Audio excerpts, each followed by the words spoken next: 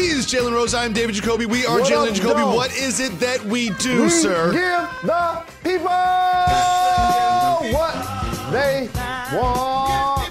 We have a full slate of NFL games to get you prepared for, but we start in Houston, where the new head coach, Stephen Silas, had this to say about the disgruntled James Harden. Well, I haven't spoken to him since the trade. And to be honest with you, in situations like this, so this is 22nd year in the NBA. And when stuff like this kind of happens, where there's a little indecision and stuff going on, I kind of take a step back and allow guys some space. Giving him some space, Jalen. Giving him some space. What do you think about Coach Silas's approach to this? It totally makes sense. When Coach Silas signed on to be the Rockets coach, he got the green light from James Harden, for example, and support. That doesn't necessarily mean James wants to play the rest of his career there. So they understand as professionals. He talked about how long he's been in the game, that James still has 2 more seasons left under contract. And I believe, just like I assume the coach believes, when it's mandatory for James to show up, he's going to show up. He's a dynamic player, Jacoby, and I'm going to continue to stress, for the sanctity of the game, when you have top 10 players, they're pillars in the league. They're the elite superstars. And I pay attention when Kevin Durant, Kawhi Leonard, and Anthony Davis end up on other teams. Now, when Dame Lillard and James Harden, and we're going to be talking about the Greek Freak and Jokic, like, it's important for the balance of the game for those guys to get a chance to play against one another, Jacoby. And so if James Harden leaves Houston, they're not only losing a dynamic player that I don't think they're going to be able to replace, but we're also losing one of the pillars of the league playing in Houston that's now going to leave and be playing elsewhere. Well, a couple things on this. Number one, I bet Coach Silas has texted and called James Harden and just didn't hear back, so that's how he's giving him space. But I also want to say this. It's one thing if you're James Harden, the number one scorer in the NBA, to say, I want to play in Brooklyn with Kyrie and KD. It's one thing to say that, but if I'm the Houston Rockets, I'm looking at the potential package that Brooklyn can give me back, and take a look at it. This is just something that we are sort of theorizing that they could get back for James Harden through Brooklyn. That's not doing it for me. I like all 3 of those players, Jalen. But you know what else I like? The guy who scores more points than everybody else in the entire league. I'm not going to be able to do it. That's not happening for me. If I'm the Rockets, I'm like, James, listen, you've got 2 more years on your deal. We've got practice.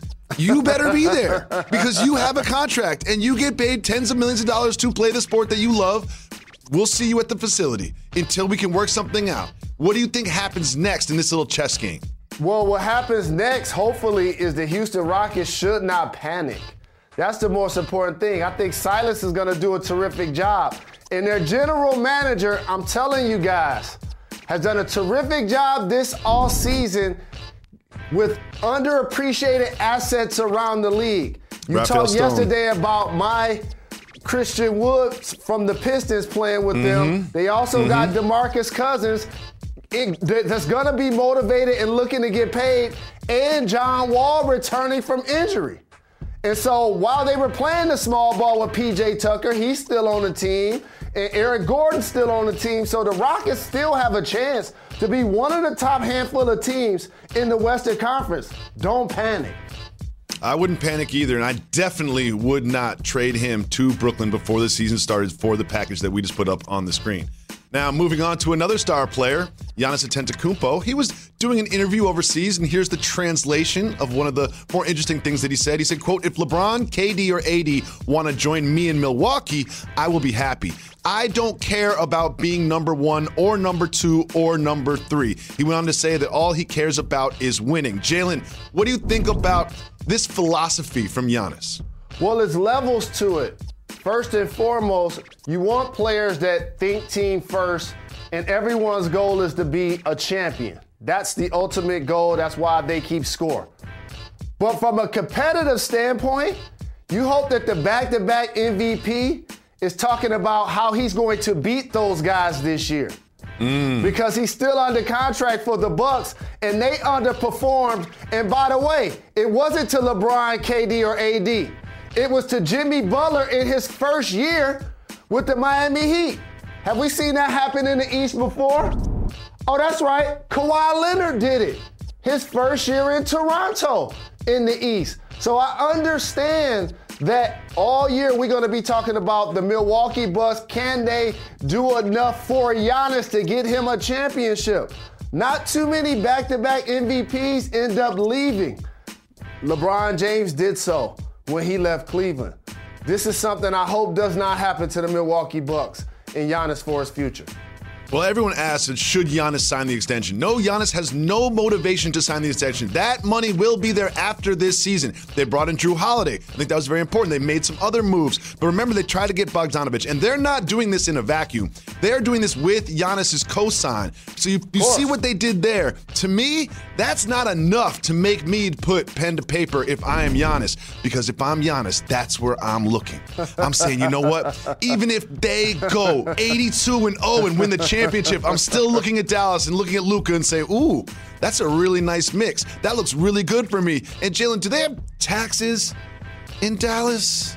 They have no state taxes in Texas. He's going to save a lot of bread if that happens. However, Jacoby, I like what you did there. This is the only reason why. You know how I want him to stay in Milwaukee. But if he is going to leave, don't go join somebody that already's been ring chasing. Go your own path. Go to Luka's squad. Go to Dallas and play with him and KP, because neither one of those guys, unlike the aforementioned players that we mentioned, have been on other situations where they try to create a big two or a big three. Of course, you know there's so many duos in the league, and I like complementary duos. If you look at James Harden, John Wall, not necessarily complementary. If you look at LeBron and AD, complementary. You look at Giannis and Luka, their games fit each other's game perfectly. I would love to see him in Dallas. And you know what else I'm going to do? I'm just going to keep that open. I'm just going to keep it open if I'm Giannis. Just keep it open if I'm Giannis, and make Milwaukee, make the Bucks audition for me. No, well, they lost Kareem. I don't want them to lose Giannis. That's heartbreaking. I don't know what Freddie Gibbs will do. There's been some new coaches and new players around the league, and Ty Lue was discussing one of his new players in the Clippers, and here's what he had to say. It's soft mover boss. Losing Sham was huge for us. I thought we had a young talent who can shoot the basketball, come off screens, a lot of pick-to-pick interactions. That was tough for us to lose him, but we got a good player and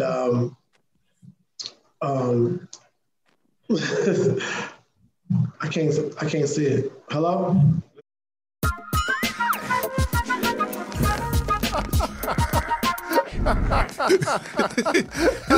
It was the head scratch for me. It was like, so he was discussing Luke Kennard, a new player for the Clippers, and he just started to scratch his head and then acted like the Zoom froze. Now, the Zoom might have froze, but he still didn't remember Luke Kennard's name. Jalen, acting like the Zoom froze because you forgot your own player's name. Soft mover boss. It was actually a boss move what he did. It was. However, it was a soft move not remembering your player's name when you only have up to 17 of them on the roster this year. And if you're the player, you want the coach to be excited that they traded for you and actually talk about what your role is going to be on the team. But I'm going to tell a lot of people, Luke Kennard is an underrated player. He's going to play quality minutes for the Clippers. But let me talk about my guy, Ty Lue. A championship coach is going to do a terrific job with the Clippers, Jacoby. You know what that is? That's a failed test. That's actually what that really is. And that's why I applaud Adam Silver for being the kind of commissioner that's not going to randomly test his players and their coaches this year. That's why I love the league. You know what I'm saying? Yeah. Great job. Recreational medicinal is legal in California. And as you mentioned, they're not going to conduct random tests for marijuana. What sort of message does that send to the players as we head into a new season? The message is the NBA is keeping up with the rest of society. It's not something that we're going to promote or condone, in particular for minors. However, the other professional sports aren't punishing for marijuana. The NBA and the NFL have been the two consistent ones. So the NBA seems to be softening that stance. I expect this to continue for the future. Well, I've never seen an NBA player smoke marijuana in my entire life, so I'm not going to name any names, but there's like 5 people that come to mind when I saw this. There's like 4 or 5 people that come to mind, and if you watch a lot of NBA basketball, you know exactly who I'm talking about. Shout to that handful of players. They're going to celebrate this development in a unique way. Jalen, you see my t-shirt today? Booyah! Representing Legend. my Booyah t-shirt. We celebrate B-Week here at ESPN and, of course, the life and legacy of Stuart Scott. Let's listen to one of his more powerful messages. I'm still here. I'm fighting. I'm not losing. But I got to amend that. When you die, that does not mean that you lose to cancer. You beat cancer by how you live, why you live, and in the manner in which you live. You can honor Stuart Scott's memory by giving to his research fund. The fund supports minority researchers and the research of why some cancers are more likely to impact minority populations. If you're able, give now at v.org/Stuart. Miss you, Stu. Jalen, we have a full slate of NFL games to get you ready for, and we will do so right after this. The 19th annual Women's Jimmy V Classic continues tonight. It is Louisville DePaul at 6:30 on ESPN. Coming to you live from Pier 17 in the South Street Seaport and brought to you by Chase. Welcome back to Jalen and Jacoby. Jalen, we have some big games in the NFL. We start in the AFC where the Browns face off against the Titans. What are you keying on in this one? I got the keys. How about this? When you have Myles Garrett on your roster, Odell Beckham Jr. on your roster, and Baker Mayfield on your roster, you wouldn't think the person that actually where your catalyst would be Nick Chubb, the Chubster. But he actually has been. You see that right there? Look at that stiff arm. Sit Booyah! down. Like Stu Scott would say. You see that stiff arm? You know what I'm saying? And so running Nick Chubb and the balance with Kareem Hunt has been a difference maker for this Cleveland Browns team. Our producer, B-Lo, is happy.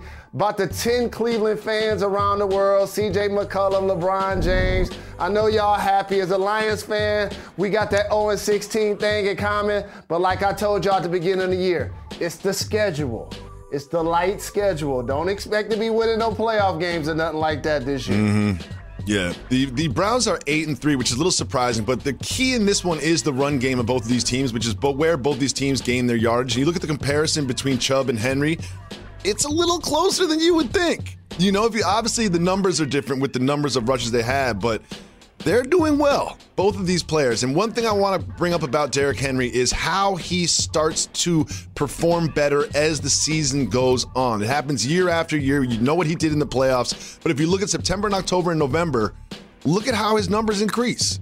You know, yards go up, 100 yards games go up, yards per game go up. So that's what the key is going to be in this one. And big shout to Baker Mayfield, you know, because they've been through a lot in Cleveland. The Browns get criticized a lot. Cleveland! And they lost Odell Beckham Jr. This is for you! Jalen, you are watching Jalen and Jacoby on ESPN, but we decided before the season that from time to time we're going to turn it into the Cardinals News Network. We picked the Cardinals as our team early this season. And early in the season it started to pay off, but things haven't been great for Arizona lately. Jalen, they face off against division rival Rams, who have been playing well. It's sort of a tale of two teams going in two different directions. What are you keying on in this game? The Rams had a disappointing loss last week to the 49ers that a lot of people let fly under the radar. And as you mentioned, the Cardinals have been struggling the last couple of games. And Kyler's going to be terrific, scrambling, making runs, and getting yards. But the thing that stands out to me, Jacoby, is at the beginning of the year, when I was looking down at the stat sheet, DeAndre Hopkins was getting targeted double-digit times.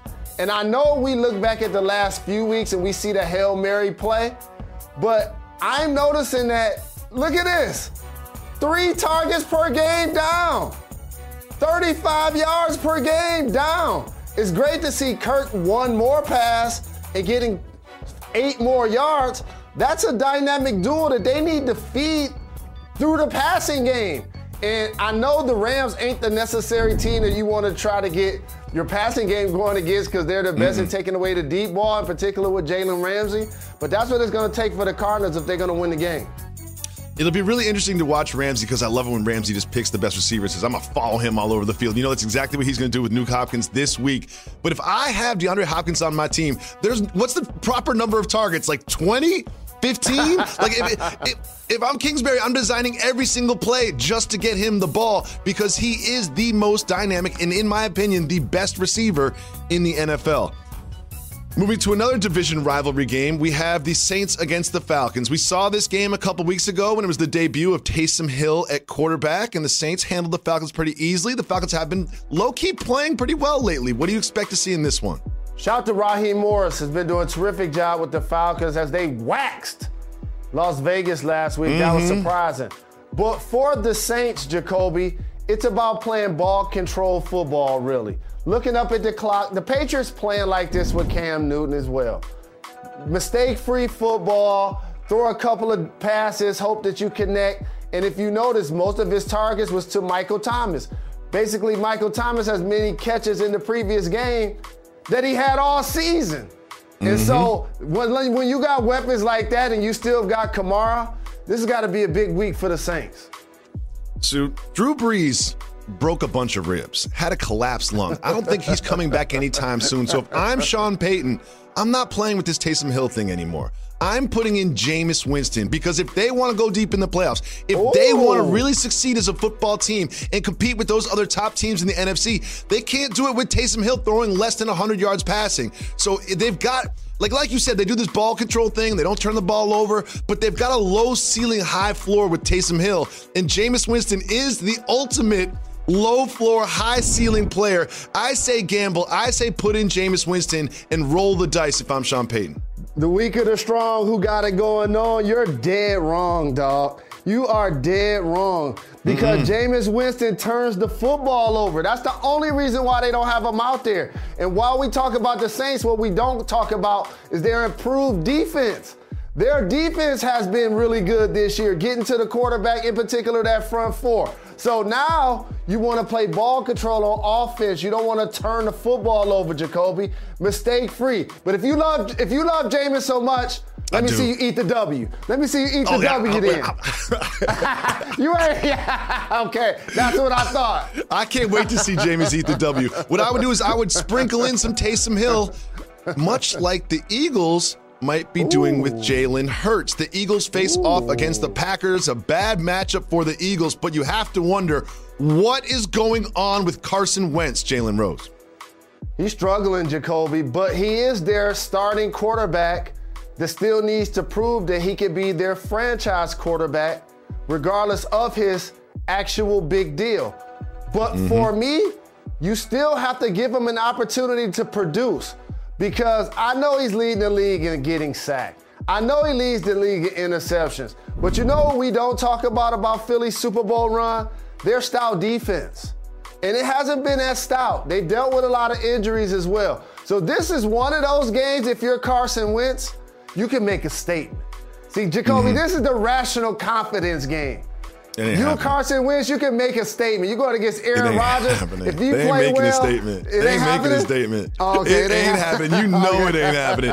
So when you watch the Colts and they have Phillip Rivers and they put in my man Jacoby Brissett for short yardage or for Hail Mary throws, it makes sense to me. But when I was watching this game with the Eagles played last week, they put in Jalen Hurts, but it just didn't make sense to me why. Now, the first time he was out in the field, offsides, the whole entire right side of the line, jumped the snap, and then he was handing the ball off, it didn't really have any sense of rhyme or rhythm to it. What do you think they are doing with this when they put him in?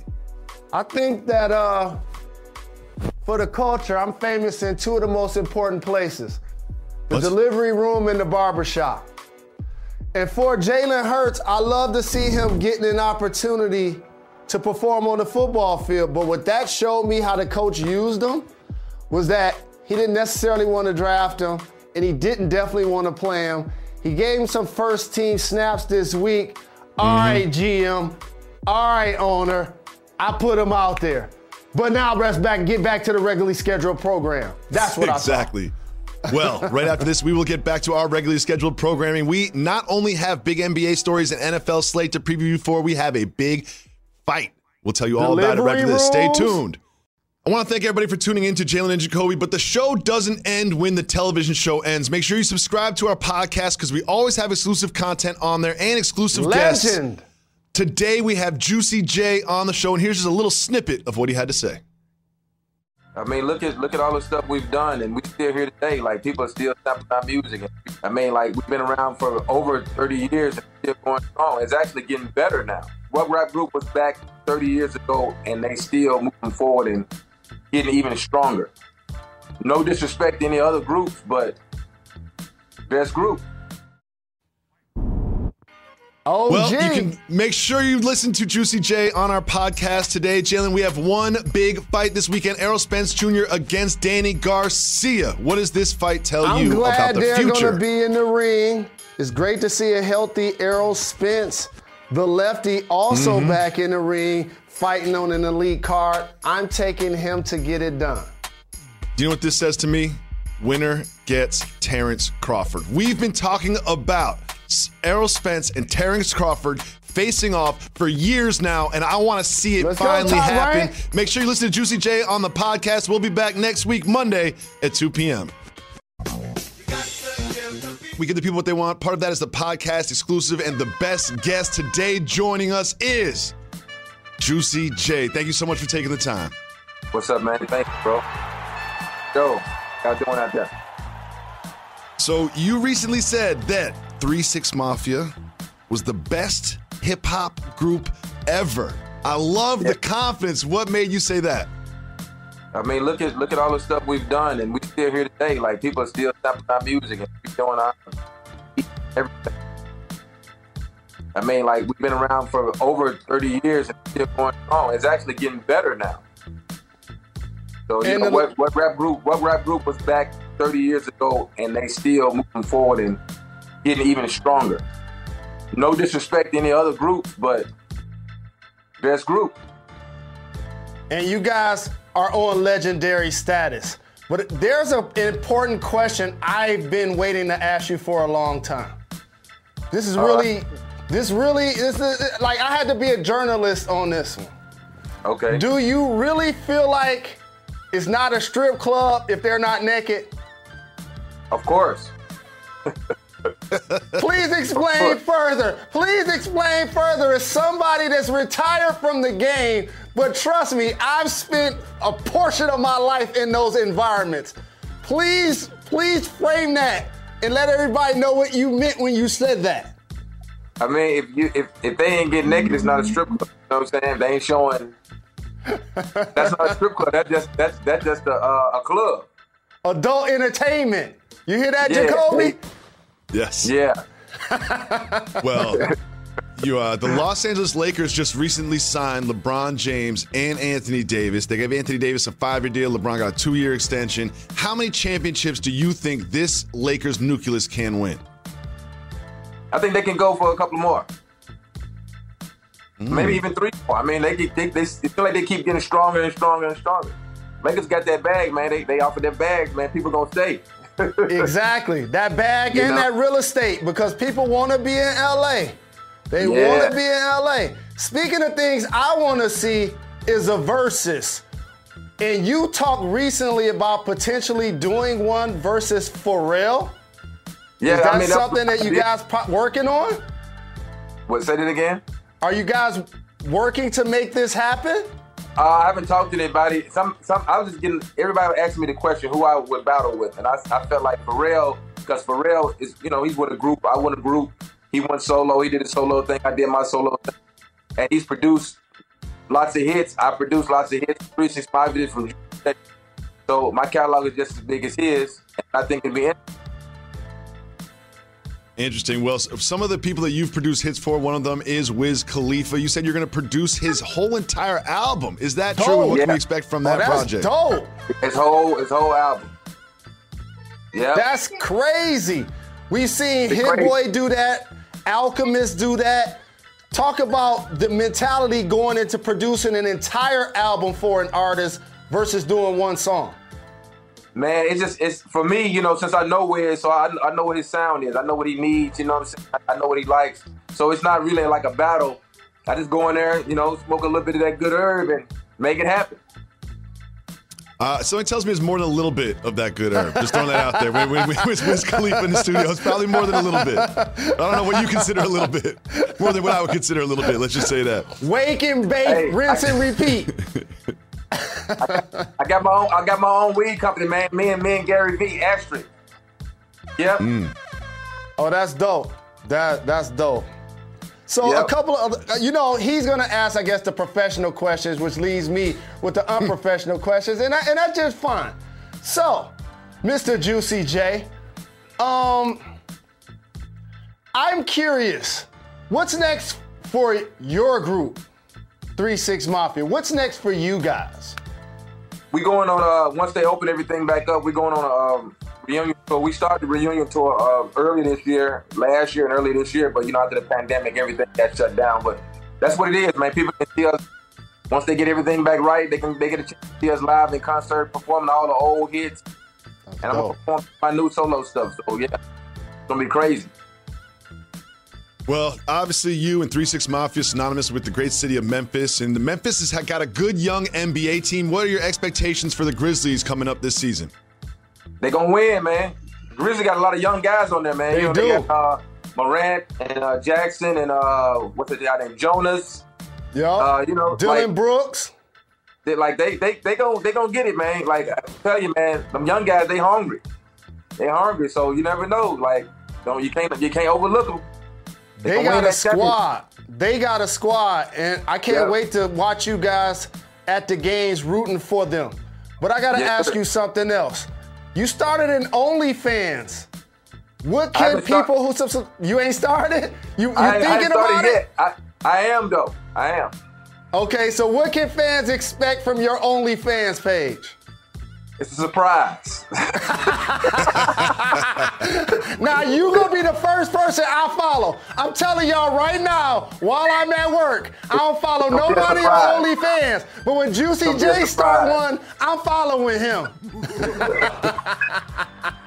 So, for those of you that aren't watching or listening to the podcast, I just want everyone to be very clear that Juicy J said, I'm going to go on ESPN. Let me put my red Versace bathrobe on before doing the show. What made you throw on the red Versace robe? Come on, man. I mean, it's everyday life, man. You know what I'm saying? We got to enjoy it. We got to enjoy while we're here, you know? Got to enjoy while we're here, man. Make sure everybody go check out that Hustle Continues album, man. You know, that album is crazy. It sounds like an old 3-6 Mafia album. It's crazy. Well, as you know, you're a legend. Hold on 1 second. My baby girl, don't trip. It's all. She want to come in. You can bring her in too. You can bring her in if you want to. No, she's cool. She's going. She's going to play outside. So you talked about the Lakers winning a couple of more championships. Do you have any NFL interest? I don't know, man. I watch NFL when I can. You know, I'm so busy with the kids now, but I need to see who's gonna be the last team that Super Bowl. Yeah, they get there. You know, then I can just, you know what I'm saying. Then I can get y'all, and then I bet y'all some money. I bet y'all like 20 grand a piece. No, I don't even have 20 grand. I don't want to owe you 20 grand if I lose, because I ain't got it. Jacoby, that robe cost 20 grand, by the way. I hear the kids in the background, and I've got 3 little kids in my house as well, and it's been so difficult during the pandemic. How have you been dealing with parenting during quarantine? It's cool, man. Like, you know, honestly, I need to be here anyway. You know what I'm saying? It's great spending time with them and watching them grow, and you know what I'm saying, and watching them knock off all my record collections and go through all my trophies and you know, I love it though, man. It's great, man. You know what I'm saying? We go to the park every other day and we just chill, man. We watch cartoons. Man, family life is the real life, you know? That's what it is. That's what it's all about. Well, you're a legend. We're really grateful that you took the time to join us today.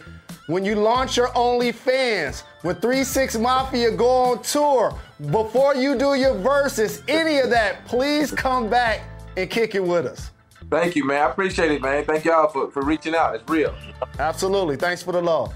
Yeah, thank you. Mafia. Peace. Thank you so much. Want to thank Juicy J for coming on the pod. Make sure you listen to the podcast because we never know who's going to stop by and join us on Jalen and Jacoby. We always like it when you join us on Jalen and Jacoby. You can get involved by calling 985-80-JALEN and leaving us a voicemail, and we will play it on the show. We want to hear from you. So leave us a voicemail at 985-80-JALEN, and we'll play it on the show just like this. What's up, Jalen? What's up, Jacoby? Shout out, Reg. Dan out from Maryland. So I have a barbershop etiquette question for you. I've been seeing the same stylist for like 6 years. I've followed her to 2 or 3 different locations. So she's the only person I'll let touch my hair. But now she's moved to a black barbershop I've been to maybe 2 or 3 times since. And everybody was vibing to the Kendrick Lamar that was going on. Now, soft move or boss move? Everybody's getting along, but still being the new white guy making a song request. All right, guys, keep getting them checks. Oh, wow. That's a good one. That's a good one. So, just to recap, I could tell that this guy looks like me because he said that he had a stylist and not a barber. And I was like, oh, okay, he's white guy. Like, that's a white guy. That's a white guy thing to say. I love this white guy from Maryland. And then his stylist moved to a black barbershop. Boss moved from her.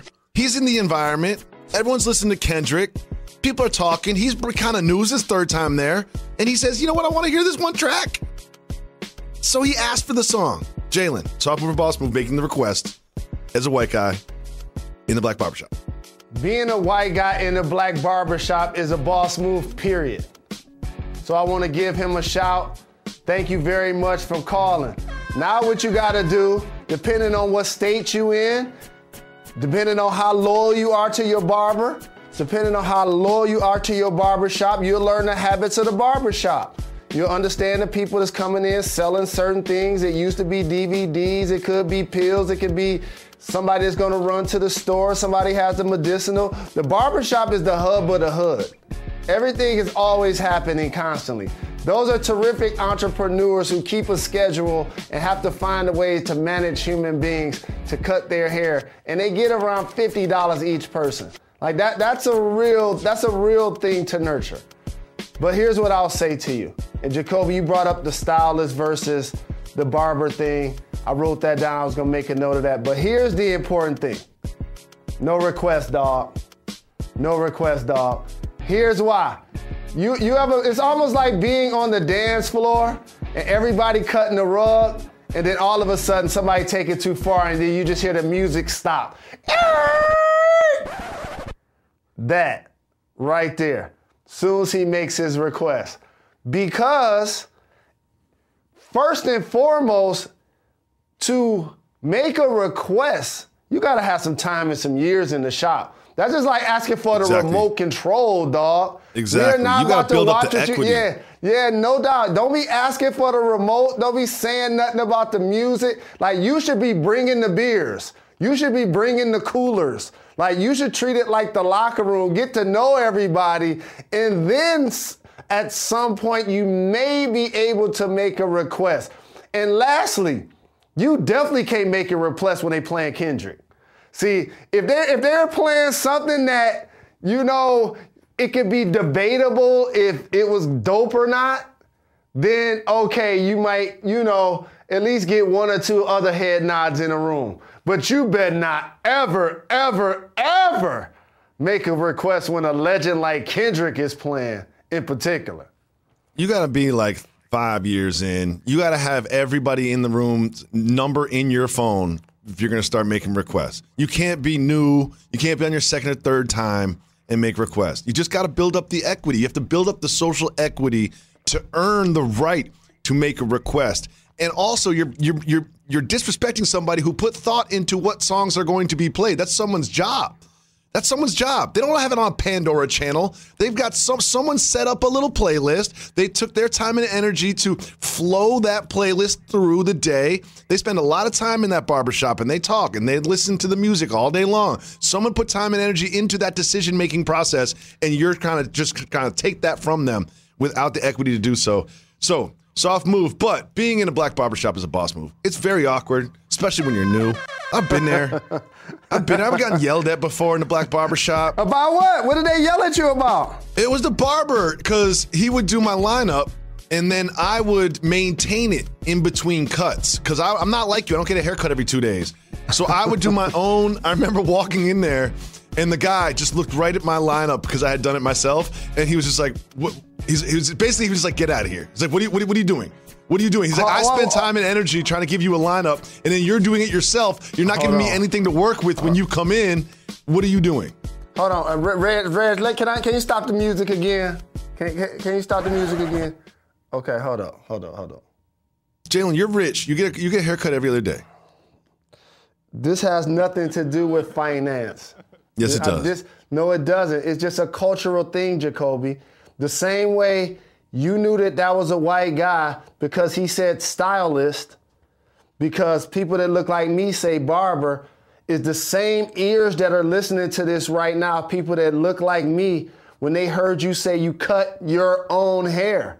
Yes, I cut my own hair. Black people don't cut their own hair. Black people don't cut their own hair. We go to the barbershop. Listen, I don't have the money to get a cut every 3 days. It is not a finance. It's not a money thing. You got $25. Yes, you do. Yes, you do. This is a long time ago, Jalen. This is when I was living in a studio apartment in Brooklyn. This is a long time ago, Jalen, before I met you. This is a long time ago. The ceiling's low. We got the 7-foot ceilings. Dog. But here's our choices for black people. Either we go into the barbershop or we ain't getting a cut. That gave birth to so many different looks for so many different reasons. You see the trife look that cats be rocking, or froze back in the day for solidarity and power. Like, either we gonna get a cut or we ain't gonna get a cut. But if we can get our hair did, D-I-D, if we get our hair did, oh man, it be laid down like the Mac dog, like TJ Husmanzada. I just want to let everybody Ice-T know when he first started. Who's listening to this, that Jalen Rose has been constantly patting his hair down. He's got you look like a twin brother, Jalen Rose, that made really bad life decisions. You know what I mean? This is like if you went down the wrong path. You know what I mean? This is like if you never met Molly Jalen Rose. You know what I mean? That's what you look like right now. Beard all long, goatee not shaved. Honestly, this is like The Rock just not working out. It's just like, nah, just let himself go. Imagine you saw The Rock and he was 300 pounds. That's what I'm looking at right now. You need a cut. Do you need me to Venmo you some money or something for a cut? I know you got a barber. Hey, dog, like I said this morning, when I was going through my little waiver routine, my little C- waiver routine, I just thought about Reg DeLege, dog. I gotta make him proud, dog. He was a guy, like, you gotta watch, I don't know why I'm drawing a blank. Tracy Morgan's show. The Last OG. Last OG. You gotta watch Last OG. Anybody that's seen Last OG, it's a classic episode where Rakim was on there. And he was the legendary barber. And so they called him Sis. But anyway, that's how I was when Reg brought in the wave grease and the do-rag and the brush and the Jamaican castor oil. It was still leaking on the outside of the bottle. I took it home, Jacoby. I put it on my marble countertop. I woke up the next day like, no, this ain't, One thing I want to say about Tracy Morgan is anyone who lives in New York has seen Tracy Morgan driving down the street, music super loud, usually no top in the summertime with like the purple Rolls Royce or Lamborghini or whatever. Like I swear he spends all of his off time in extremely expensive cars just cruising Manhattan, and I am here for it. He's not trying to be on the low. Like sometimes when you walk around, you got the hat and sunglasses, right. You're trying to be on the low. He might as well just have a big sign that says, I'm Tracy Morgan. He's the best. I love Tracy Morgan so much. So much. We still got to do our comedy brackets. We got to do our comedy brackets for the pod. Got to do the comedy brackets. We got time for one more voicemail. Don't forget to call 985-80-JALEN. Leave us a voicemail. We'll play it on the show just like this. What's good, Jalen and Jacoby? It's your boy Ty. We call him from ATL, you know, the littest city in the United States ever. I'm out here seeing spaceships on Bankhead. You know what I mean. Shout out Reggie. I know you have to say that to get on the show, so let me just get it out the way. Here's my question, rather quick story. So I have a job in the music industry, and I might know the person who created Wu-Tang's, their most iconic cover. And she told me a very interesting story that comes along with it. She tells me the day of the photo shoot, she gets there, and the manager tells her, like, oh yeah, half of them got arrested. She's like, what are we going to do? So actually on the cover, some of those guys aren't even the Wu-Tang. Those are just like regular stand-in guys that just doing them. The other half is. So how does that make you guys feel that I just ruined like one of your favorite iconic like album covers? But yeah, that's everything. Shout out Atlanta. You dig? That was a dope caller right there. That's a dope caller. Hip-hop history. Unsolved mystery. Jacoby, you remember the movie Scanners with Jack Nicholson? Yes. And then his head just exploded? That just happened to me right then. Wow. Because everybody who's over the age of 30 knows exactly what album covers he's talking about. And there's a lot of like blurred faces and mystery, and you can't really see who it is. But here's what I wanted to know. What if you're one of the dudes that's not in the if you're just like standing on a corner and someone's like, yo, come over here real quick and put these pantyhose on your face and kind of cover your face a little bit. Like somewhere there's a dude named Jamal who's like, I'm not in Wu-Tang, but I am on the Wu-Tang album cover. A couple of things. Shout to ATL, you already know. Detroit and Oakland along with Atlanta, we cousins. And I know what you mean when you say riding spaceships and seeing them going up Bankhead.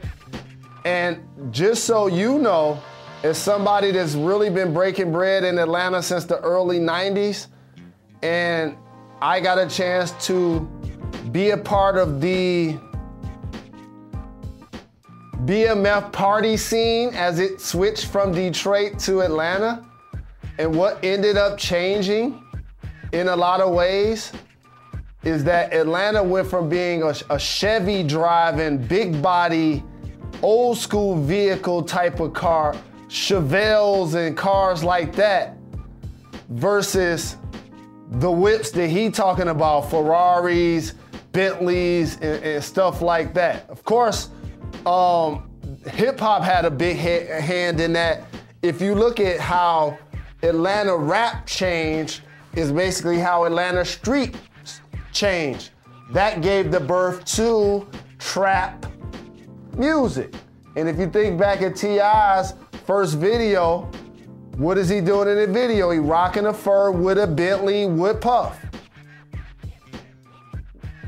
That's when it really started to change the look and the versatility of ATL, because ATL is crazy versatile. One thing I want to say about that Wu-Tang cover is it's hard to remember, but if you go back 25 years, no, 35, no, 25 years. How old am I? Man, that was a long time ago. 25 years. His feelings is hurt. And remember Ghostface Killer didn't show his face? Are you about to cry? Are you about to cry? You remember when Ghostface Killer didn't show his face? He was just a mystery. Like they had, like it wasn't until like they were like, I think it wasn't until like Cuban Links came out that he didn't even show his. Ever since the face reveal things got real, or whatever he said, like he was always behind a mask in every performance and in every photo and every interview and everything. He just kept that mystique. I thought that was one of the dopest things in the history of hip hop. And now that we know his personality, I'm not surprised that he was an innovator in that way. But I am surprised to hear that it was not actually Wu-Tang in that picture for the 36 Chambers album. We will be back on Monday. Why is that, Jim? How about the fact that multiple times a week on this show, Method Man is featured? The Wu-Tang Clan is for the babies. We're not done. We're not done. We're not done.